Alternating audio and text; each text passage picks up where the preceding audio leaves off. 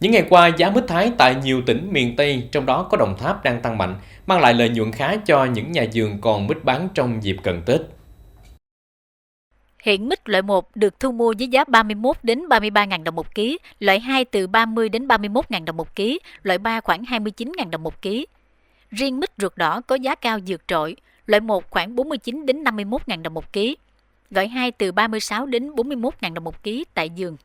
Người trồng mít tại Đồng Tháp cho biết khoảng 3 tuần trở lại đây giá tăng dần, trong khi trước đó chỉ ở mức 6 đến 8.000 đồng một ký, nhiều loại khó tiêu thụ. Các dựa thu mua tại Đồng Tháp cho rằng nguyên nhân chính làm cho giá mít tăng là do nhu cầu xuất khẩu sang Trung Quốc tăng, cùng với việc các cơ sở trong nước đẩy mạnh thu mua phục vụ chế biến mứt Tết và tiêu thụ dịp lễ.